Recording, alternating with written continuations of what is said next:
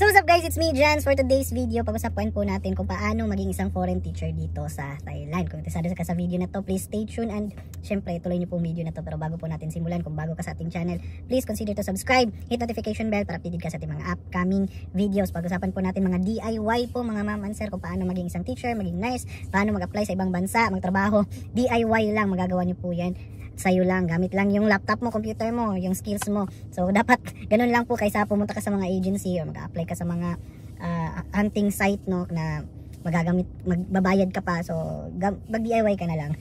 So ayan po guys, at tuloy na po natin yung kwentuhan natin kung paano nga ba maging isang foreign teacher dito sa Thailand mga ma'am and sir. So dito sa Thailand, marami po mga schools. So, marami po mga private schools, mga government schools, mga international schools, at mga language center. Yan po yung apat na pwede po ninyong applyan dito sa Thailand, no? So, ito po ay step by step guide kung paano po kayo maka-apply. So, dalawang season po yung hiring season dito sa Thailand. So, may hiring season ng international school, which is magka-start na po yung hiring season by this December, January, February, until June and July. So, maaga po yung hiring season ng mga international school mga ma'am and sir, kasi talagang sinasala po talaga nila yung mga mag-a-apply. So, ang start po ng klase ng mga international school is August. So, pwede na po kayo mag-apply by around mga January, February, March. Yan, tuloy-tuloy na may application na po yan. Pero yung interview season na po niyan is around mga May, June, July. Kasi start ng school year is August. Okay?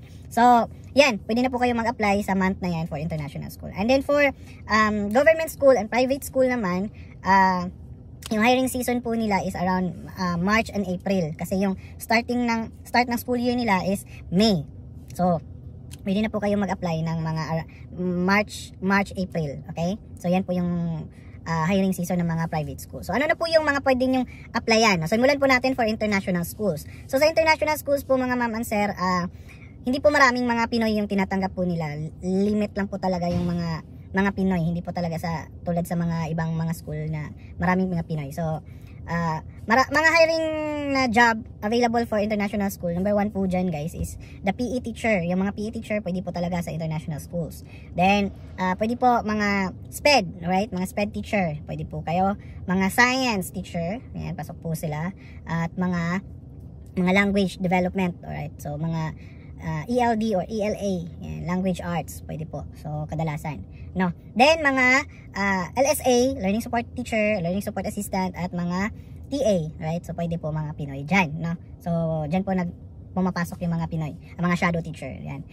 Then sa mga private schools at mga government schools na may mga English program is syempre nandun po yung mga English or language teacher. So English teacher, pwede pasok po talaga, marami pong English teacher. Kasi sa mga international school po mga ma'am and sir, kadalasan po kasing kinukuha ng mga English teacher is mga western. So mahirap po maging isang English teacher sa mga international school. Okay, yan po yung pinagkaiba. So mga private schools at mga government schools with English program, pasok po kayo sa mga syempre language class. Alright, so English teacher, okay.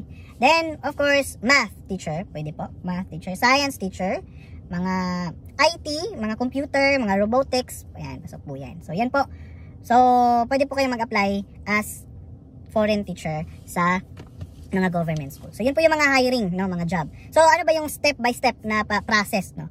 So kung nasa Pilipinas po kayo ngayon or other country, pwede po kayong mag-apply, no? Pwede po kami mag-apply through websites, no? May mga website po like ajoin.com, jobsdb.com, or direct to school, or kung may kilala kayo na may kamag-anak kayo na nandito na sa Thailand, pwede kayong magpatulong sa kanila na mag-apply. Then interview po kayo through online, no? Pwede po sa kahit anong online, no, pwede po kayo ma-interview. Or other way, pwede po kayong pumunta dito sa Thailand at dito po kayo mag-a-apply, mag-walk-in po kayo, at or magsisend po kayo, tapos dito po yung interview ninyo. Yan po yung kadalasan na ginagawa ng mga teachers, no. Pero mga ma'am and sir, wag po kayo pumunta dito ng hindi hiring season, kasi sobra pong hirap maghanap ng trabaho, no. Wag na wag po ninyong gawin yan, kasi dahil sa competition po dito sa Thailand, sobrang maraming teacher na until now, naghahanap pa ng trabaho. Kaya siguraduhin po ninyo na pumunta dito na hiring season dito sa Thailand. Okay? So ano po yung kailangan, mga requirements na kailangan po ninyong dalhin? So kailangan po ninyo ng syempre TOR, mga credentials po ninyo. So TOR, diploma, credentials po ninyo, dapat po naka-cav po yan at dapat po naka-apostille po yan. So dapat po yan mga ma'am and sir ha, naka-cav, naka-apostille. Alright? Syempre, experience po ninyo. Okay? So, kailangan po ninyo ng mga reference. Kailangan po ninyo may mga certified po yung mga documents po ninyo. Naka-seal po sa school po ninyo. Okay? Tapos, mga reference po ninyo, dapat ma-email po sila at matawagan po sila. Alright? So, yun. Ano pa ba? Syempre, mga documents po ninyo like mga marriage certificate. Okay, pwede po ninyo yung apostille. Your PRC, kung may PRC po kayo, ipa-apostille nyo na din po yan. Okay? So, dapat po kasi ngayon, naka-apostille na po yung mga documents po ninyo. Alright? So, paano ba? Step-by-step guide kung paano kayo mag-process ng mga, pag matanggap po kayo dito, may work permit po kayo. So, yung bibigay po ninyo para makastay po kayo dito na matagal sa Thailand is kailangan po ng work permit. So, pag makahanap na po kayo ng school, yung school po ninyo, tutulungan po kayo para makakuha ng work permit. Okay? So, pagdating po ninyo dito, kailangan po ninyo yung mga credentials po ninyo at magpa-process po kayo ng working permit. So, una po ipa-process po ninyo ay tinatawag na NANB. So, NANB visa ang ibibigay po sa inyo. So, malalabas po kayo ng Thailand, pwede po kayong mag-process sa Laos, or other country like Malaysia, Vietnam, or sa Pilipinas, pwede naman po, pero marami pong requirements. So, may mga requirements po doon. Follow lang niyo po yung mga instructions ng Thailand Embassy sa lugar na yon para makakuha po kayo ng NANB visa. So, pero tutulungan po kayo ng school po ninyo, magbibigay po sila ng mga documents para makaprocess po kayo ng inyong visa. So, ganun po yung mangyayari. Then, NANB visa po yung ibibigay pa, tapos papasok po kayo ulit ng Thailand. Tapos, after NANB, for 3 months, bibigyan po kayo ng working permit.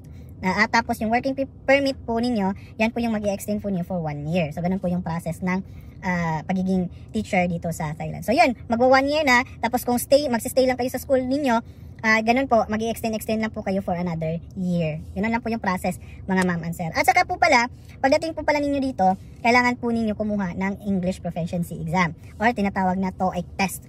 No? Sa mga TOEIC test naman, may mga school po na nire-require po nila na dapat 800 up. Alright. So, may 600 up. So, usually talaga, 600 up yung kukunin mo out of 1,000. So, yun po yun mga ma'am and sir. Dalawang lang po naman siya. Listening at reading test. So, madali lang po siya mga ma'am and sir. Kaya nyo po yan. So, yan po mga ma'am and sir. Sana makatulong tong video na to sa step-by-step guide. Ganun lang yung process. Kailangan lang po ng credentials. Kailangan lang po ninyo yung English Proficiency Exam. At syempre naka-apostille po yung mga documents po ninyo. So, at isa pa, kailangan nyo makahanap ng school para magpa-process ng inyong mga documents. So, yun po mga ma'am and sir. Sana nakatulong itong video na to. Kung nagustuhan po ninyo itong ganitong topic, please consider to subscribe, hit notification bell para updated ka sa ating mga upcoming videos mga ma'am and sir. So, sa susunod na vlog po natin, pag-usapan po natin kung pwede bang makapagtrabaho o makapagturo ang mga non-education graduate. Okay? So, pag-usapan po natin yan sa susunod nating video. So, salamat po sa pagsama ngayon. Ako po pala si Jans. See you again in my next vlog. Bye!